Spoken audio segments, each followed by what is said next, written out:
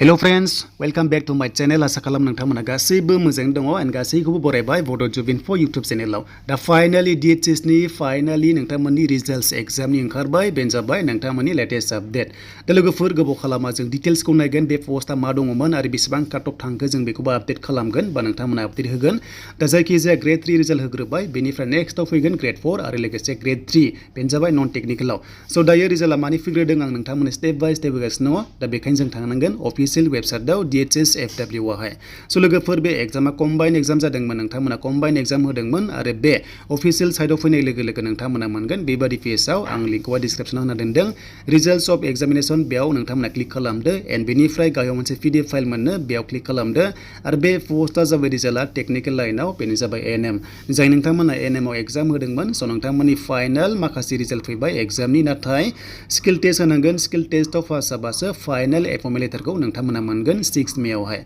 सो 6 मे आव नोंथांमोननि फाइनाल रिजाल्टखौ होजोबगोन नाथाय दायो स्किल टेस्टनि थाखाय जायफ्रा एलिजिबल जाबाय सो नोंथांमोना थांनांसिगोन बेनो जाबाय नै नोंथांमोननि रोल नाम्बार्स फैबाय ओके सो बेनो जाबाय 17 एप्रिलाव जागायसिगोन नोंथांमोननि स्किल टेस्टआ बेनो जाबाय ANM जायनोखि ANM पोस्टआव नोंथांमोना एप्लाइ खालामदोंमोन डाइरेक्टरेट अफ हेल्थ सार्भिसनि आन्डाराव आरो बे एग्जामा जादोंमोन नोंथांमोना हमना ला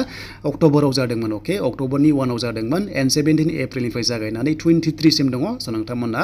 जायनि रोल नाम्बारा बेयाव दङ नोंथांमोना डेट वाइसआव थांनांगोन बेनो जाबाय गुवाहाटी खानापारायाव जेरावनोखि हेडक्वार्टार बेनो जाबाय DME नि हेडक्वार्टाराव थांनानै नोंथांमोना स्किल टेस्टखौ हैनांगोन सो बेनोमोन नोंथांमोना बे PDF फाइलखौहाय डाउनलड खालामना ला डिसक्रिप्शनाव दङ सो नोंथांमोना लिंकखौ मोनगोन जास्ट डाउनलड खालाम एन्ड बेनिफ्राय ग्रेड 3 बेनिफ्राय ग्रेड 4 नन टेक्निकल रिजाल्टआ नोंथांमोना थाबैनो फैसिगोन दा काट अफ बेयाव मेनसन खालामाखै नाथाय 70 प्लास थांनायनि चान्सआ दङ बेनो जाबाय ग्रेड 3 ग्रेड 4 हिसाबै सो एड्रेसआ नै बेयाव नोंथांमोना खानापारायाव थांबानो जाबाय रिपर्टिं टाइमआ 9 AM दङ सो गासैबो डकुमेन्ट्सखौ नोंथांमोना अरिजिनेलखौ लांनांगोन एन्ड बेनिफ्राय